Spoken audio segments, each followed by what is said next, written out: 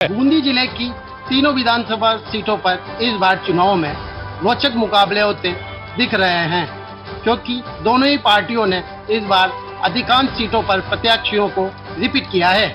हिंडोली विधानसभा में भाजपा ने इस बार पूर्व कृषि मंत्री प्रभुलाल सैनी को अपना उम्मीदवार बनाया है।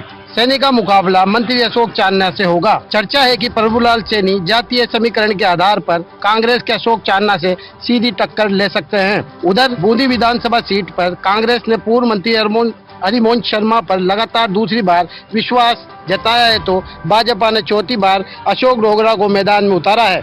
भाजपा प्रत्याशी अशोक डोगरा बूंदी विधानसभा सीट से 2 बार ममता शर्मा और 1 बार पूर्व मंत्री हरिमोहन शर्मा को पराजित कर चुके हैं। सबसे ज्यादा रोचक मुकाबला हिंडोली विधानसभा सीट पर देखने को मिल सकता है। यहाँ मंत्री अशोक चांदना के सामने भाजपा ने पूर्व मंत्री प्रभुलाल सैनी को मैदान में उतारा है।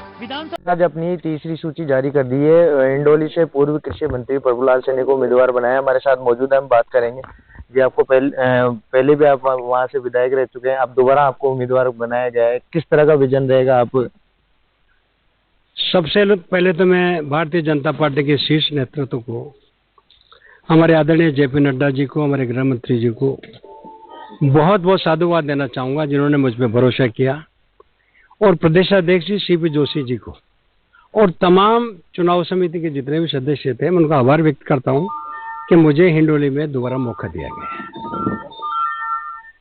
है। क्योंकि अभी राजस्थान में जिस प्रकार के हालात रहे, और उन हालात को यदि हम देखें तो कांग्रेस सरकार ने राजस्थान की लॉ एंड ऑर्डर की स्थिति को खराब किया है, और मैं ऐसे कांग्रेस के प्रत्याशी के सामने चुनाव लड़ रहा हूं जिन्होंने पूरे अपने कार्यकाल में जनता को भय आतंक रखा, और यहां तक कि सड़क पे जाके मंत्री रहते हुए भी मैं कहता हूं राजस्थान के इतिहास में पहली बार कोई मंत्री धरने पे बैठा हो, ऐसा मैंने पहले कभी नहीं देखा। लेकिन हम चुनाव लड़ेंगे, शालीनता से लड़ेंगे, 4 नवंबर को नामांकन दाखिल करेंगे, और हमारी पूरी टीम को साथ लेके, जिसमें हम लोगों ने जो हमारे पर्यवेक्षक बनाए हैं, हमारे प्रभारी बनाए हैं, उन सबको साथ लेके हम लोग सादगीपूर्ण तरीके से चुनाव आयोग के आचार संहिता का पालन करते हुए नामांकन दाखिल हम लोग करेंगे। देखिए, मैं आपके सामने जो खेल राज्य मंत्री है वो आपके सामने है, किस तरह की आप चुनौती मानते हैं कि आगामी जो विधानसभा चुनाव उसमें चुनौती होगी आपको? देखिए, हम किसी भी व्यक्ति से चुनाव नहीं लड़ रहे हैं, हम विचारधारा से चुनाव लड़ रहे हैं, और खासतौर से कांग्रेस एक विचारधारा है और भारतीय जनता पार्टी भी हमारी विचारधारा है। हम उस सरकार की योजनाओं में जितनी विफलता रही है, उन सारी विफलताओं को जनता के बीच लेकर हम जाएंगे।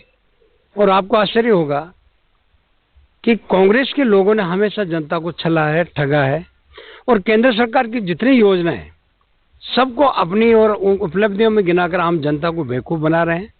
लेकिन अब वो समय आ गया है, चुनाव का वक्त है। हम लोग मजबूती के साथ, एक शालीनता के साथ, और मैं समझता हूँ सद्भावनाओं के साथ सभी समाजों को साथ में लेके हम चुनाव मैदान में उतरेंगे, और भारतीय जनता पार्टी के कमल को हम विजयी बनाएंगे। क्या लगता है सर कि आगामी विधानसभा चुनाव में भाजपा कितने भारी बहुमत से जीत पाएगी?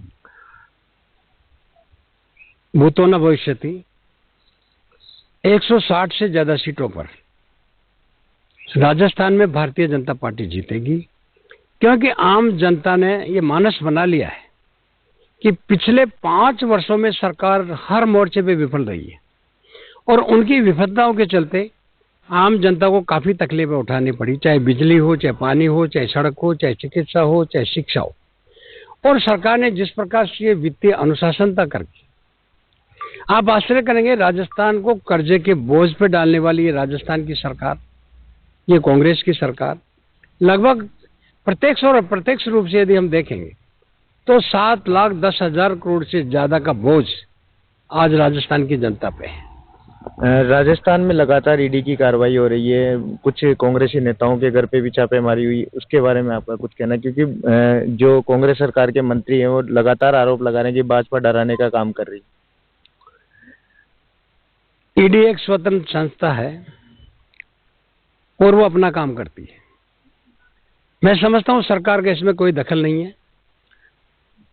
और ईडी जहां पर इनकी कार्रवाई करती है तो सांस को आंच नहीं है, इनको क्या तकलीफ आए और अपनी जांच करके चले जाएंगे वो लोग। लेकिन जहां दोषी पाए जाएंगे तो निश्चित रूप से ईडी अपना काम करेगी। लेकिन राजनीतिक द्वेष और पक्षपात से जोड़कर यदि ये कांग्रेस के लोग अपने बचाव में कुछ कहते हैं, निराधार है, निरर्थक। ये थे पूर्व कृषि मंत्री प्रभुलाल सैनी। इन्होंने कहा कि अब जो चुनाव लड़ेंगे वो बिल्कुल शालीनता से लड़ेंगे। साथ ही भाजपा 160 सीटों से राजस्थान में सरकार बनाने जा रही है। कैमरामैन